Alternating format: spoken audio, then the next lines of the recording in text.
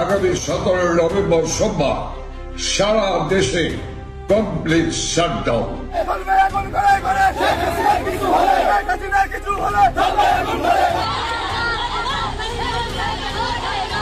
একা কিংবা 100 জন, 1000 কিংবা লক্ষ জন, যে যেখানে যে অবস্থায় আছেন সে অবস্থায় রুখে দাঁড়াবেন।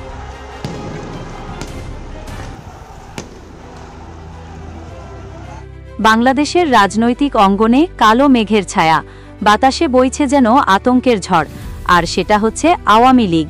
আগামী 17 নভেম্বর সারা দেশে কমপ্লিট শাটডাউন ঘোষণা করেছে বাংলাদেশ আওয়ামী লীগ।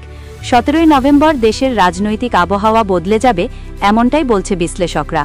আওয়ামী লীগ স্পষ্টভাবে জানিয়েছে 17 নভেম্বরের এই কর্মসূচি ফ্যাসিস্ট সুদখোর অবৈধ ইউনূসের বিরুদ্ধে, দেশের সংবিধান রক্ষার্থে, অবৈধ ট্রাইব্যুনালের বিরুদ্ধে এবং স্বাধীনতার চেতনার বিরুদ্ধে যেসব ষড়যন্ত্র চলছে সেগুলোর প্রতিবাদ জানাতেই এই কমপ্লিট শাটডাউন ঘোষণা করা হয়েছে। ইতিমধ্যে দেশের বিভিন্ন স্থানে ব্যাপক তাণ্ডব চালিয়েছে আওয়ামী লীগ ও ছাত্রলীগ। তবে 17 নভেম্বর কি হতে চলেছে এ বিষয়ে বিস্তারিত জানতে সম্পূর্ণ ভিডিওটি দেখতে থাকুন। দর্শক বন্ধুরা, একটা জরুরি বার্তা। আজকে আওয়ামী লীগের শাটডাউন। আজকে হচ্ছে 16 নভেম্বর, কালকে হচ্ছে 17 নভেম্বর। আর কালকার ঘটনাকে কেন্দ্র করে আওয়ামী লীগের এই শাটডাউনের ঘোষণা ইতিমধ্যেই আপনারা শুরুতেই দেখতে পেলেন যে বিভিন্ন জায়গায় আওয়ামী লীগের এই শাটডাউনটি তারা বাস্তবে রূপ দিয়েছে। উল্টো দিকে আপনার বাংলাদেশের যেই তথাকথিত আপনার ফ্যাসিস্ট যেই স্বৈরাচার ডক্টর ইউনূসের অধীনে তার যেই প্রেতাত্মারা রয়েছে, তারা সকলেই আপনাদেরকে বানচাল মানে 420 বোঝানোর চেষ্টা চালাচ্ছে। কাদেরকে? যারা নাকি ট্রাক ড্রাইভার রয়েছেন, যারা নাকি বাস মানে যেই শ্রেণীরই আপনারা ড্রাইভার থাকেন না কেন, এবং যারা নাকি ব্যবসায়ীরা রয়েছেন। ফরিদপুরের মহাসড়কে আপনার শিশুদের হাতেও দেশীয় অস্ত্র তুলে দেওয়া হয়েছে। তারা রাস্তা অবরোধ করে শেখ হাসিনার নামে স্লোগান দিচ্ছে, গোপালগঞ্জে স্লোগান দিচ্ছে, এমনকি অস্ত্র হাতেও অনেকে মিছিল মিটিং করছে। বলছিলাম আওয়ামী লীগের শাটডাউনের প্রথম দিনে, 2 দিনের শাটডাউন, প্রথম দিনে আজকে কেন যেন টার্গেটই ছিল গ্রামীণ ব্যাংক।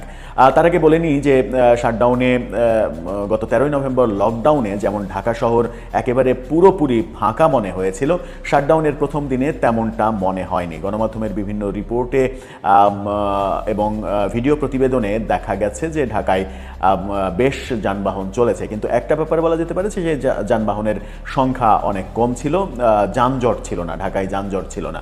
ঢাকায় যানজট যখন থাকে না তখন বুঝতে হবে যে ঢাকায় মানে অন্তত পক্ষে 60-70% গাড়ি বের হয়নি, এটা বলা যেতেই পারে। কিন্তু লকডাউনের দিনে 13 নভেম্বর সেদিন যেমন ঢাকা ফাঁকা হয়ে গিয়েছিল, ঢাকায় তেমন কোনো গাড়ি দেখাই যায়নি, সেরকম পরিস্থিতি কিন্তু আজকে হয়নি। অপেক্ষাকৃত বেটার পরিস্থিতি মনে হয়েছে আজকে ঢাকাতে।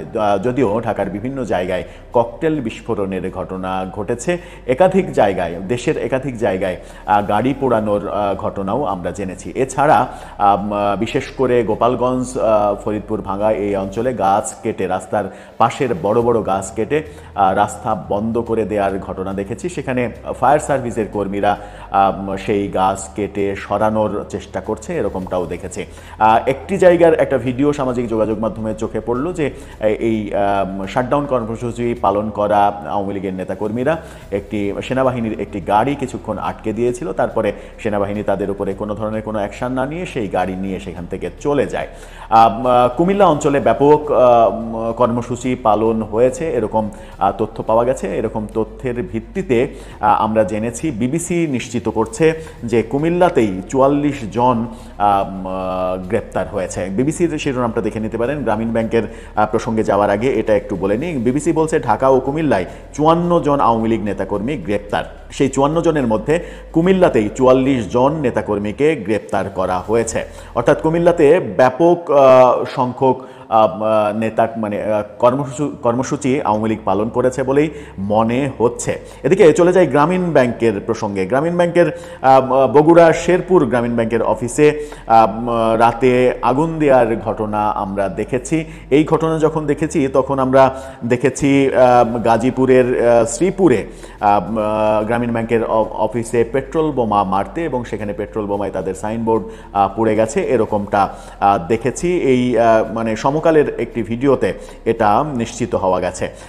এছাড়া যেটা দেখা গেছে সেটা হচ্ছে যে আমরা যেগুলোর একেবারে প্রমাণসহ দেখতে পেয়েছি সেটা হচ্ছে যে লক্ষ্মীপুর জেলার লাহারকান্দি গ্রামীণ ব্যাংক অফিসে আগুন দেওয়া হয়েছে, সেখানে আগুন জ্বলতে দেখা গেছে। এছাড়া বেশ কয়েকটি জায়গা থেকে এরকম খবর এসেছে। আপনারা দুটি ভিডিওর একটু অংশবিশেষ দেখে নিলেই বুঝতে পারবেন যে কি কি ঘটেছে। সেই ভিডিও দুটো লক্ষ্মীপুরের লাহারকান্দি গ্রামীণ ব্যাংকের এবং বগুড়ার শেরপুরের গ্রামীণ ব্যাংকের কার্যালয়ের ভিডিওতে বোঝা যাচ্ছে যে কিভাবে আক্রমণ করা হয়েছে। এছাড়া সমকালের প্রতিবেদনে যেটা দেখা যাচ্ছে, সমকালের ভিডিও থেকে একটু আপনারা দেখে নিতে পারেন, সেখানে দেখা যাচ্ছে গ্রামীণ ব্যাংকের সাইনবোর্ড অর্ধেক পুড়ে গেছে এবং সেখানে অভিযোগ করা হচ্ছে যে পেট্রোল বোমা মারা হয়েছিল। এই তথ্যগুলো যে সঠিক সেগুলো আমরা গ্রামীণ ব্যাংকের অফিসিয়াল যে ফেসবুক পেজ তাদের পোস্টে আমরা জেনেছি। এরকম দুটো পোস্ট আপনারা দেখে নিতে পারেন, যেখানে তারা বলছে বগুড়ায় গ্রামীণ ব্যাংকের একটি শাখায় আগুন দিয়েছে দুর্বৃত্তরা। আরেকটি পোস্টে তারা বলছে যে গাজীপুরে গ্রামীণ ব্যাংকে পেট্রোল বোমা নিক্ষেপ। অর্থাৎ গ্রামীণ ব্যাংক থেকেই এই ব্যাপারটার স্বীকারোক্তি দেওয়া হচ্ছে যে এই ঘটনাগুলো ঘটেছে। তার মানে আজকে শাটডাউনের প্রথম দিনে আওয়ামী লীগের টার্গেটে পরিণত হয়েছিল গ্রামীণ ব্যাংক। গ্রামীণ ব্যাংকে ইদানিং সামাজিক যোগাযোগ মাধ্যমে বেশ সোচ্চার দেখা যাচ্ছে। তারা নানাভাবে বিবৃতি দিয়ে বোঝানোর চেষ্টা করছে মানুষকে যে গ্রামীণ ব্যাংক কোনো ব্যক্তি কিংবা গোষ্ঠীর প্রতিষ্ঠান নয়, এটা বাংলাদেশের মানুষের প্রতিষ্ঠান। এই যে ব্যাপারগুলো দেখানো মানে বিবৃতি দেওয়া হচ্ছে। আজকে সমকালের যে প্রতিবেদনের কথা বললাম, গাজীপুরের শ্রীপুরে আগুন দেওয়ার, সেখানে সমকালের প্রতিবেদনে গ্রামীণ ব্যাংকের ভেতরের চিত্র দেখানো হয়েছে। সেখানেও গ্রামীণ ব্যাংকের অফিসে ডক্টর ইউনূসের ছবি দেখা গেছে, যখন কিনা গ্রামীণ ব্যাংক বলার চেষ্টা করছে যে এটা ডক্টর ইউনূসের প্রতিষ্ঠান না, এটা বাংলাদেশের জনগণের প্রতিষ্ঠান। আমরা যে কোনো ধরনের এই প্রতিশোধ পরায়ণতা কোনোভাবেই সমর্থন করতে পারি না। সত্যি গ্রামীণ ব্যাংকের উপরে লক্ষ লক্ষ মানুষের জীবিকা নির্বাহ আমরা দেখি এবং এটাই সত্য। লক্ষ লক্ষ মানুষ এখানে চাকরি করে। এই চাকরি যেমন করে তেমনি সেই চাকরির সূত্রে কোটি মানুষের মানে পেটের ভাতের ব্যাপার, জোগাড়ের ব্যাপারটা নিশ্চিত করে গ্রামীণ ব্যাংককে কেন্দ্র করে আবর্তিত হয়।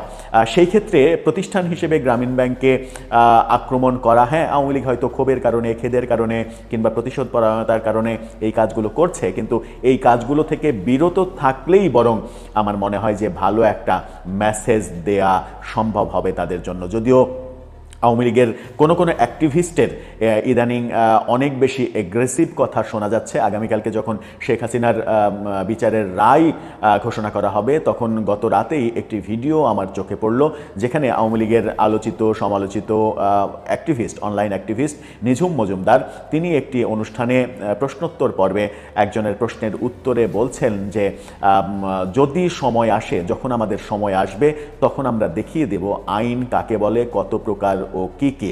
আপনারা এখন যা করছেন আইন করে করছেন, তো নতুন আইন করছেন আর বলছেন যে আইনের মধ্যেই সবকিছু হচ্ছে।